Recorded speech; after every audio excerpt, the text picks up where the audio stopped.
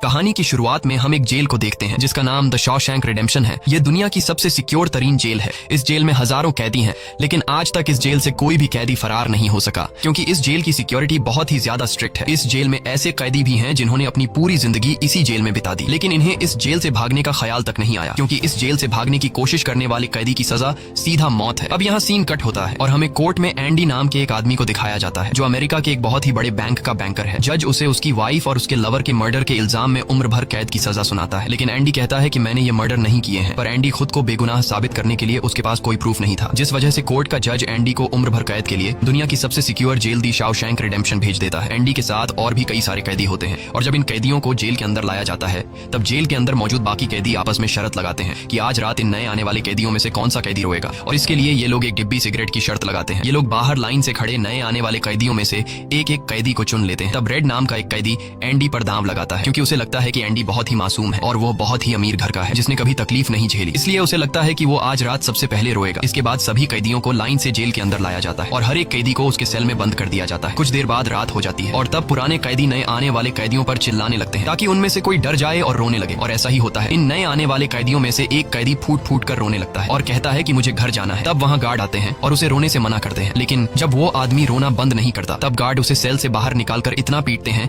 कि वह बेहोश हो जाता है। दूसरी तरफ रेड एंडी पर लगाया हुआ दांव हार जाता है और रेड समझ जाता है कि एंडी बहुत ही स्ट्रांग है, क्योंकि इतना डराने के बावजूद उसने एक आवाज तक नहीं की। इसलिए अगले दिन रेड अपने साथी को सिगरेट का एक डिब्बा दे देता है, क्योंकि रेड एंडी पर लगाया हुआ दांव हार चुका था। तभी हम एंडी को देखते हैं जो अकेला चुपचाप ब्रेकफास्ट कर रहा होता है। तब एंडी की मुलाकात जेल के सबसे पुराने कैदी ब्रुक्स से होती है। ब्रुक्स को यहाँ इस जेल में लगभग 50 साल पूरे होने वाले हैं। एंडी समझदारी से ब्रुक्स से इस जेल के सभी छोटे बड़े रूल्स और हर एक कैदी के बारे में जानने की कोशिश करता है। तब ब्रुक्स एंडी को जेल का हर एक सीक्रेट बता देता है और वो एंडी से कहता है कि अगर तुम्हें जेल के बाहर से कुछ मंगवाना हो तो रेड नाम के कैदी के पास जाना। ये सुनते ही एंडी भी इंतजार नहीं करता और वह सीधा रेड के पास पहुंच जाता है और रेड से कहता है कि मैंने सुना है तुम बाहर से किसी भी चीज को अंदर मंगवा सकते हो। तब रेड कहता है हाँ मैं मंगवा सकता हूँ, लेकिन ऐसी चीज जो यहाँ से भागने या फिर किसी को मारने में काम ना आती हो। एंडी रेड से कहता है कि मुझे हैमर यानी एक हथौड़ा चाहिए। हथौड़े का नाम सुनते ही रेड कहता है कि तुम्हें हथौड़ा ही क्यों चाहिए, क्या तुम हथौड़े से किसी को मारने वाले तो नहीं हो? तब एंडी कहता है नहीं, मैं किसी को मारने वाला नहीं हूँ, मेरा यहाँ कोई भी दुश्मन नहीं है। ये सुनकर रेड कहता है कि तुम्हारा यहाँ दुश्मन तो नहीं है, लेकिन जल्द ही कुछ लोग तुम्हारे दुश्मन बनने वाले हैं। वो कुछ लोगों की तरफ इशारा करके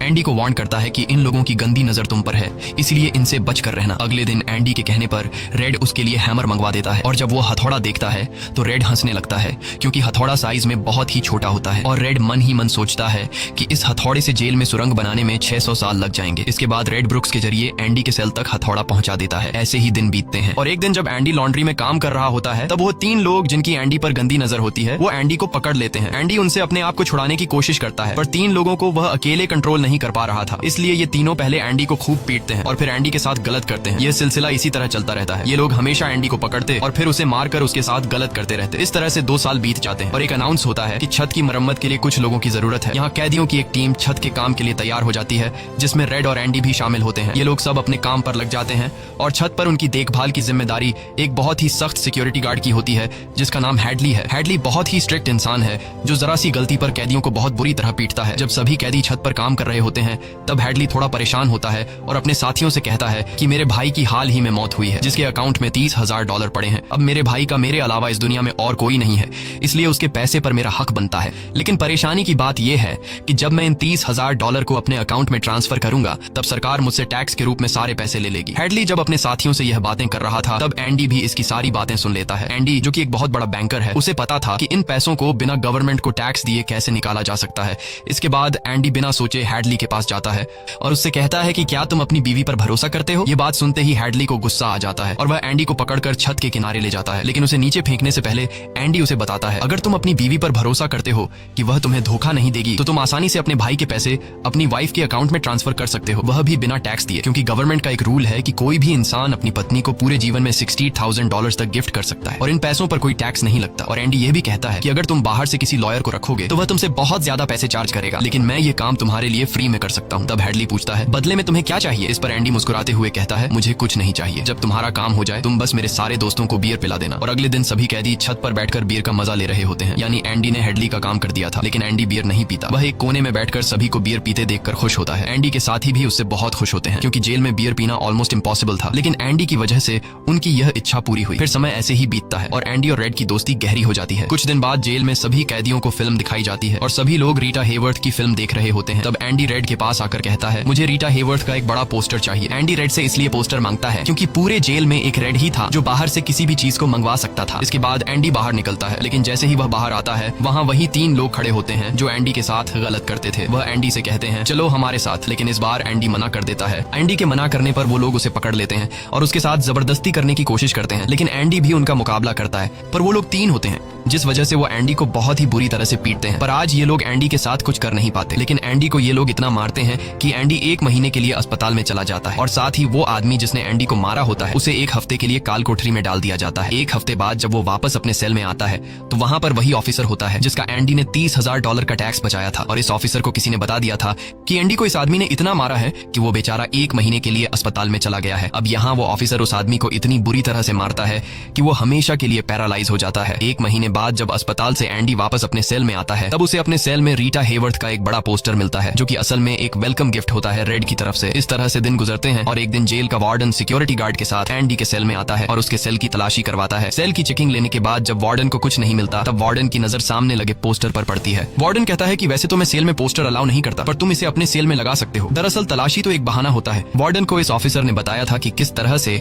एंडी ने उसका $30,000 का टैक्स बचाया, इसीलिए वार्डन अपने फायदे के लिए एंडी से मिलना चाहता था। एंडी के हाथ में बाइबल होती है जिसे वह ले लेता है और बाइबल को लेकर वह यहाँ से निकल जाता है। पर कुछ ही दूर जाने के बाद वह वापस लौट कर आता है और उसके हाथ में जो एंडी की बाइबल होती है वह उसे लौटाते हुए कहता है कि मुक्ति इसी में है। अगले दिन वार्डन एंडी को अपने ऑफिस में बुलाता है और कहता है कि तुम्हारे जैसे इंटेलिजेंट आदमी को जेल की सलाखों के पीछे नहीं रहना चाहिए। इसलिए वार्डन एंडी को लाइब्रेरी का असिस्टेंट बना देता है। लाइब्रेरी में वही बुक्स नाम का बूढ़ा आदमी होता है जो कई सालों से लाइब्रेरी संभाल रहा है। तभी वो ऑफिसर जिसके लिए एंडी ने $30,000 बचाए थे वह एक दूसरे ऑफिसर को एंडी के पास लेकर आता है। असल में उसे ITR का मसला था जिसे कुछ ही मिनटों में एंडी भर देता है, जिस वजह से पूरे जेल में एंडी के चर्चे होने लगते हैं। जैसे जैसे साल बीतते हैं एंडी के पास काम बढ़ता चला जाता है, जिस वजह से एंडी को अपने पास एक असिस्टेंट की जरूरत पड़ती है और वो अपना असिस्टेंट अपने सबसे अच्छे दोस्त रेड को बनाता है।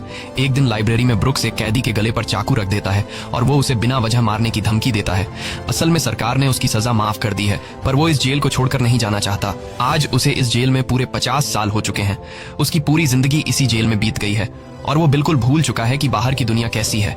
ये जेल की दुनिया ही उसकी असली दुनिया है और उसे लगता है कि अगर उसने किसी का खून कर दिया तो उसकी सजा बढ़ जाएगी और उसे इसी जेल में रखा जाएगा। एंडी के समझाने पर ब्रुक्स उस आदमी को जिसकी गर्दन पर उसने चाकू रखा था छोड़ देता है। अब न चाहते हुए भी ब्रुक्स जब जेल से छूटने के बाद बाहर आता है तो उसे बाहर की दुनिया बहुत अजीब लगती है। 50 सालों में बाहर की दुनिया की रफ्तार काफी ज्यादा बढ़ गई होती है। जहाँ सड़क पर पहले एक गाड़ी दिखती थी, अब सड़कों पर गाड़ियों की भीड़ है। कुछ दिन बाद वो एक सुपरमार्केट में काम करने लगता है, लेकिन उसका बाहर की दुनिया में बिल्कुल भी मन नहीं लगता। उसे बार बार जेल की याद आती है और वो जेल में वापस आना चाहता है। इसीलिए वो कभी कभी सोचता है कि वो कोई क्राइम करे ताकि वह फिर से इस जेल में जा सके। लेकिन ब्रुक्स इस उम्र में कोई भी क्राइम नहीं करना चाहता था और इस भीड़ भाड़ वाली तेज रफ्तार वाली जिंदगी में ब्रुक्स सर्वाइव नहीं कर पाता और अपनी जान दे देता है। मरने से पहले वो जेल में अपने साथियों के नाम एक खत लिखता है जिसे पढ़ते हुए सभी बहुत ज्यादा इमोशनल हो जाते हैं। वहीं हमें जेल दिखाई जाती है जहाँ पर वार्डन एक नया प्रोग्राम शुरू करता है। इस प्रोग्राम में जेल की कैदियों को बाहर ले जाकर काम करवाया जाएगा ताकि उन्हें पता चल सके कि मेहनत से पैसे कैसे कमाए जाते हैं। और कैदी भी इस काम के लिए मान जाते हैं क्योंकि वह सब भी बाहर की हवा खाना चाहते थे और इस तरह से वार्डन इन कैदियों से काम लेता है। पर इस प्रोजेक्ट के जरिए वार्डन को बहुत सारे कॉन्ट्रैक्ट मिल जाते हैं क्योंकि जेल के कैदियों की लेबर बहुत सस्ती होती है और जो बाहर की लोकल कंस्ट्रक्शन लेबर की टीम होती है उन्हें कहीं पर भी काम नहीं मिलता क्योंकि वार्डन उनका काम आधी कीमत पर अपने कैदियों से करवाता है। और वार्डन आधी कीमत पर काम इसलिए करता है क्योंकि कैदी कोई लेबर तो थे नहीं जिनको वार्डन दिहाड़ी दे पाता। इसलिए वार्डन फ्री में कैदियों से काम करवाकर बहुत सारा पैसा कमाने लगता है और उसका यह पैसा ब्लैक का होता है। लेकिन एंडी एक बैंकर होने की वजह से वार्डन का सारा ब्लैक मनी व्हाइट में बदल देता है। दरअसल एंडी इन पैसों को एक ऐसे आदमी के नाम पर जमा करता है जो इस दुनिया में है ही नहीं और वह उसके अकाउंट में सारा पैसा ट्रांसफर कर देता है ताकि अगर कल को पुलिस को पता भी चल जाए तो पुलिस एक ऐसे आदमी को ढूंढ रही होगी जो इस दुनिया में कभी पैदा ही नहीं हुआ। अब यहाँ जेल में एक नया कैदी आता है जिसका नाम टॉमी है। टॉमी बहुत यंग होता है और वह इस छोटी सी उम्र में कई सारी जेलों में जा चुका है। टॉमी एक बहुत ही फ्रेंडली नेचर का था, इसलिए उसकी जल्द ही जेल में बहुत से कैदियों से दोस्ती हो जाती है। एक दिन खाने की टेबल पर टॉमी सबसे कहता है कि मैं पिछले कई सालों से चोरी कर रहा हूँ, इसलिए मैं यहाँ की कई सारी जेलों में जा चुका हूँ और इस बार भी मैं चोरी की वजह से इस जेल में आया हूँ। टॉमी की बात सुनते हुए एंडी उसे कहता है कि अगर तुम चोरी करने के बाद बार बार पकड़े जा रहे हो तो इसका मतलब ये है